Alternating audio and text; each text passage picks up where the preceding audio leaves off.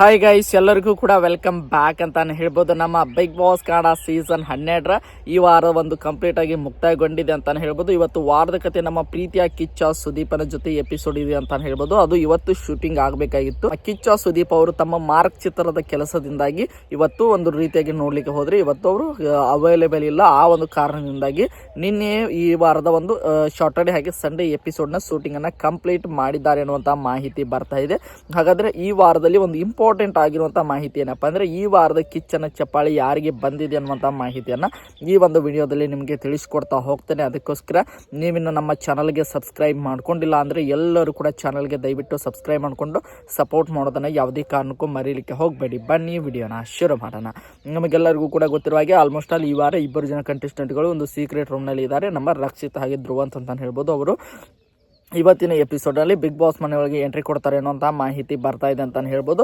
ಇನ್ನು ಉಳಿದಿರುವಂತೆ 11 ಜನ ಸ್ಪರ್ಧಿಗಳು ಬಿಗ್ ಬಾಸ್ ಮನೆಯಲ್ಲಿ ಉಳಿದುಕೊಂಡಿದ್ರು. ಅದರಲ್ಲಿ ನೋಡ್ತಾ ಹೋಗೋದಾದ್ರೆ 4 ಜನ ಕ್ಯಾಪ್ಟನ್ಸಿ ಟಾಸ್ಕ್ ಕೂಡ ಆಯ್ಕೆ ಆದರು. ಅದರಲ್ಲಿ ನಮ್ಮ ಕಾವ್ಯ ಅವರು ಈ ವಾರದ ಕ್ಯಾಪ್ಟನ್ ಕೂಡ ಆಯ್ಕೆ ಆಗಿದ್ದಾರೆ. ಒಟ್ಟಾರೆಗೆ 6 ಜನ ಸ್ಪರ್ಧಿಗಳು ನಾಮಿನೇಟ್ ಕೂಡ ಆಗಿದ್ರು ಅಂತಾನೆ ಹೇಳ್ಬೋದು. ಆದರೆ ಈ ವಾರದಲ್ಲಿ ಯಾವುದೇ ರೀತಿಯಾಗಿ ವೋಟಿಂಗ್ ಲೈನ್ಸ್ ಅನ್ನ ನಮ್ಮ ಬಿಗ್ ಬಾಸ್ ಮನೆಯಲ್ಲಿ ಇಟ್ಟಿಲ್ಲ ಅಂತಾನೆ ಹೇಳ್ಬೋದು. ಅಂದ್ರೆ ಈ ವಾರದಲ್ಲಿ ನೋ ಎಲಿಮಿನೇಷನ್ ವೀಕ್ ಅನ್ನುವಂಥ ಮಾಹಿತಿ ಬರ್ತಾ ಇದೆ. ಅದರಲ್ಲೂ ಕೂಡ ಒಂದು ಬಿಗ್ ಟ್ವಿಸ್ಟ್ ಇದೆ ಅನ್ನುವಂಥ ಮಾಹಿತಿ ಬಂದಿದೆ. ಅದರ ಬಗ್ಗೆ ನಿಮಗೆ ನೆಕ್ಸ್ಟ್ ವಿಡಿಯೋದಲ್ಲಿ ನಾನು ವಿಡಿಯೋ ಮಾಡಿ ಹಾಕ್ತೇನೆ ಅಂತ ಹೇಳ್ತಾ ಈಗ ಡೈರೆಕ್ಟ್ ಆಗಿ ವಿಷಯಕ್ಕೆ ಬರೋದಾದ್ರೆ ಈ ವಾರದ ಕಿಚ್ಚನ ಚಪ್ಪಾಳಿ ಯಾರಿಗೆ ಹೋಗ್ಬೋದು ಅನ್ನುವಂಥ ಮಾಹಿತಿಯನ್ನ ಈ ಒಂದು ವಿಡಿಯೋದಲ್ಲಿ ನೋಡ್ತಾ ಹೋಗೋದಾದ್ರೆ ಈ ವಾರದಲ್ಲಿ ಒಂದು ರೀತಿಯಾಗಿ ಕಿಚ್ಚನ ಚಪ್ಪಾಳಿ ಬರುವ ರೀತಿಯಾಗಿ ಆಟ ಆಡಿದಂಥ ಒಂದು 2-3 ಜನ ಕಂಟೆಸ್ಟೆಂಟ್ಗಳಿದ್ದಾರೆ. ಅದರಲ್ಲಿ ಮೊದಲನೇದಾಗಿ 2 ಹೆಸರನ್ನು ತೆಗೆದುಕೊಳ್ಳೋದಾದ್ರೆ ಒಂದು ನಮ್ಮ ಧ್ರುವಂತ್ ಹಾಗೆ ಎರಡನೇದಾಗಿ ನೋಡ್ತಾ ಹೋಗೋದಾದ್ರೆ ನಮ್ಮ ಈ ವಾರದ ಕ್ಯಾಪ್ಟನ್ ಆಗಿರುವಂಥ ಕಾವ್ಯ ಶೈವ ಅಂತ ಹೇಳ್ಬೋದು.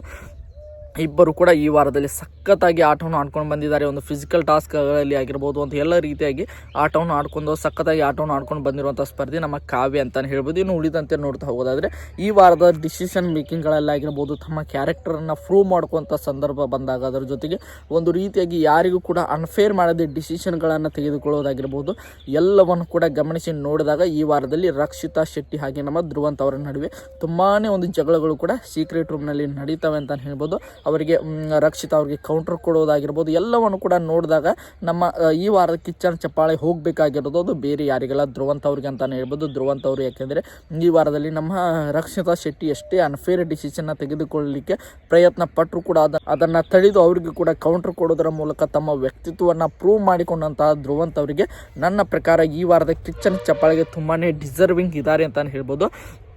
ನೋಡೋಣ, ಇನ್ನೂ ಅಫಿಷಿಯಲ್ ಆಗಿ ಕನ್ಫರ್ಮೇಷನ್ ಬಂದಿಲ್ಲ ಬಿಗ್ ಬಾಸ್ ಮನೆಯಲ್ಲಿ ನಮ್ಮ ಕಿಚ್ಚ ಯಾರಿಗೆ ಕಿಚ್ಚನ ಚಪ್ಪಾಳೆ ಕೊಟ್ಟಿದ್ದಾರೆ ಅಂತ.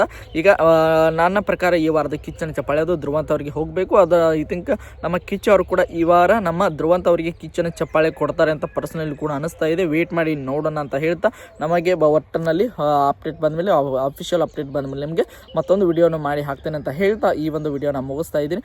ನಿಮ್ಮ ಪ್ರಕಾರ ಈ ವಾರದ ಕಿಚ್ಚನ ಚಪ್ಪಾಳೆ ಯಾರಿಗೆ ಹೋಗಬೇಕು ಎಂಬುದನ್ನು ಕೂಡ ನೀವು ಕಮೆಂಟ್ ಬಾಕ್ಸಲ್ಲಿ ಕಮೆಂಟ್ ಮಾಡಿ ಅಂತ ಹೇಳ್ತಾ ಈ ಒಂದು ವಿಡಿಯೋನ ಮುಗಿಸ್ತಾ ಇದ್ದೀನಿ. ಎಲ್ಲರಿಗೂ ಕೂಡ ಧನ್ಯವಾದಗಳು. ಹೀಗೆ ಸಪೋರ್ಟ್ ಮಾಡ್ತಾ ಇರಿ, ಲೈಕ್ ಮಾಡಿ, ಶೇರ್ ಮಾಡಿ, ಹಾಗೆ ಸಬ್ಸ್ಕ್ರೈಬ್ ಮಾಡ್ಕೊಳ್ಳಿ. ಮತ್ತೆ ಮುಂದಿನ ವಿಡಿಯೋದಲ್ಲಿ ಸಿಗೋಣ. ಎಲ್ಲರಿಗೂ ಕೂಡ ಧನ್ಯವಾದಗಳು.